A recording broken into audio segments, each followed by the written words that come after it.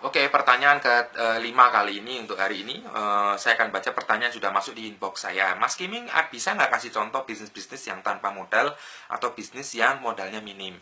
Nah, masalah modal itu betul-betul sangat menyita perhatian saya. Karena terutama orang-orang yang pemula atau orang-orang tidak pernah atau tidak punya mindset bisnis, itu umumnya mengkambing hitamkan ketidakpunyaan modal untuk tidak memulai bisnis. Nah, itu sangat wajar karena mereka memang pemikirannya belum switch menjadi seorang pengusaha. Tetapi kalau kita runut lebih jauh, sebetulnya modal finansial itu adalah hal yang nggak begitu penting sebetulnya. Karena nggak begitu penting, betul, nggak begitu penting. Seperti yang tadi saya posting hari ini tanggal 21 Januari di Facebook saya, di wall saya pribadi, saya posting di situ. Kalau Anda seorang yang penghasilannya rata-rata 5 juta, kemudian tiba-tiba misalkan Anda sebelumnya pengen bisnis tapi selalu bilang, wah aku nggak punya modal, aku nggak mau bisnis lagi dulu nih, atau aku nggak belum siap untuk bikin bisnis karena aku nggak punya modal dan seterusnya dan seterusnya. Tiba-tiba ada orang datang ke sana ngasih modal 1 miliar, apa yang Anda lakukan? Biasanya orang akan bingung karena mereka tidak terbiasa untuk menghandle uang itu. Dan yang terpenting, mereka tidak punya mindset bisnis yang baik. Ketika Anda punya modal pun, Anda tentu akan berpikir modal ini kalau saya masukin ke bank untungnya berapa kalau bisa via deposito. Berarti kalau Anda bisnis kan berarti keuntungannya itu harus lebih besar daripada deposito kan. Kalau Anda untung bisnisnya 1 tahunnya cuma 5%, ngapain Anda bisnis? Mendingan uangnya tanam ke bank, Anda tidur-tidur doang, Anda udah dapat 6% per tahun, kan seperti itu.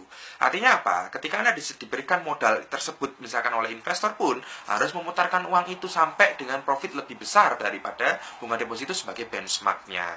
Nah, contoh bisnis yang tanpa modal itu misalkan, satu, Anda menjual ilmu. Seperti yang saya lakukan, misalkan Anda join dengan grup ini, Anda membayar iuran bulanannya, di mana di situ ada ratusan orang di satu grup, saya punya beberapa grup, dan itu adalah pemasukan sebetulnya kalau saya ngomong ini sebagai bisnis.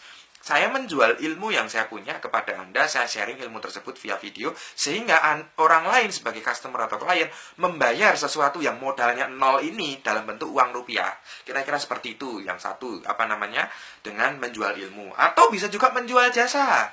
Menjual jasa itu contohnya misalkan Anda pinter yang namanya dansa, Anda pinter yang namanya nyanyi dan lain-lain, itu sebetulnya menjual tenaga Anda atau jasa Anda, sehingga orang lain bisa menikmati kelebihan Anda yang orang lain nggak punya, seperti itu. Atau Anda pintar pijet, bikin refleksi juga bisa, dan seterusnya dan seterusnya. Dan banyak sekali sih sebetulnya sih. Ilmu tersebut tidak hanya straightforward hanya masalah bisnis. Misalkan Anda ngerti masalah engineering, Anda bisa buka perusahaan konsultan engineering. Itu juga modalnya cuma ilmu doang. Misalkan Anda pintar punya skill di bidang welding atau las, juga Anda bisa buka perusahaan khusus spesialis untuk las. Atau misalkan Anda jago untuk mendesain rumah atau apa, itu juga modalnya hampir nol. Jadi bisnis tersebut juga bisnis yang modalnya nol tapi untungnya belum bisa sangat besar karena margin profitnya cukup tinggi. Yang nomor 2-nya adalah bisnis makelaran. Bisnis makelar itu maksudnya apa? Anda misalkan punya buyer atau Anda punya seller, tetapi si seller atau buyer tersebut tidak punya buyer atau seller di sisi satunya lagi. Misalkan nih, Anda punya jaringan komunitas orang-orang di Jogja misalkan, yang mereka adalah developer. Mereka ingin menjual rumah itu tapi kesulitan. Sedangkan Anda sebagai seorang misalkan nih saya ngomong, Anda misalkan seorang karyawan di bank, Anda punya list nasabah, Anda punya kenalan nasabah prioritas yang mungkin akan mau untuk membeli rumah-rumah tersebut. Kenapa tidak Anda tawarkan rumah tersebut sebagai makelar untuk ngenalin rumah milik developer teman Anda itu kepada nasabah-nasabah yang Anda punya. Itu salah satunya makelaran. Makelaran juga bisa sistemnya dropshipping. Artinya apa? Dropship di sini Anda misalkan punya supplier itu menjual barang tertentu, tetapi Anda ingin membantu menjualkan barang tersebut karena Anda yakin bisa punya strategi marketing lebih baik. Anda bisa perjanjian dengan supplier tersebut, misalkan dengan cara nanti kalau sudah deal, barang tersebut dikirimkan dari supplier langsung ke customer atas nama Anda. Itu bisnis dropshipping atau Anda sebagai seorang dropshipper.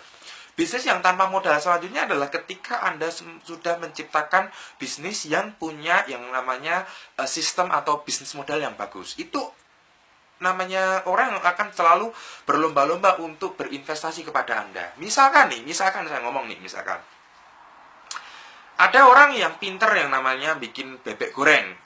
enak sekali, legend. Ternyata di situ bisnisnya modalnya kecil doang, tadinya cuma model gerobak apa namanya lesehan, karena pinter bikin bebek goreng dan itu sudah terkenal, sudah terbukti dan teruji enaknya terus setengah mati, orang-orang kan berbondong-bondong untuk berbisnis di situ. Dengan cara apa? Dengan cara mengmodali Anda secara finansial untuk membuka cabang, membuka franchise dan seterusnya dan seterusnya. Jadi modal bisnis Anda pada saat awal adalah sangat-sangat kecil, tetapi karena bisnis modelnya bagus sekali, orang-orang akan masuk kepada bisnis tersebut dan ingin menawarkan uangnya untuk ditukar dengan bisnis model yang Anda punya. Kira-kira seperti itu 3 contoh untuk apa namanya bisnis yang sekiranya tanpa modal atau modalnya minim sekali. Oh ya, satu lagi.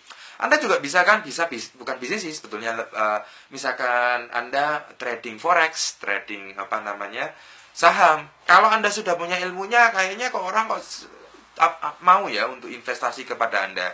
Dimana di situ sebetulnya padat modal, tapi hampir semua trader forex dan trader saham yang saya ngerti, yang saya kenal, itu tidak memakai uangnya untuk bisnis, tetapi mereka memakai uang dari investor. Kira-kira seperti itu ya. Thank you very much untuk video tutorial kali ini tanggal 21 Januari. Saya tutup sekian. Kalau ada pertanyaan silahkan ditulis di bagian komen di pin post yang ada di grup kita. Gitu ya, oke. Ketemu lagi tanggal 23 Januari. Thank you, bye-bye.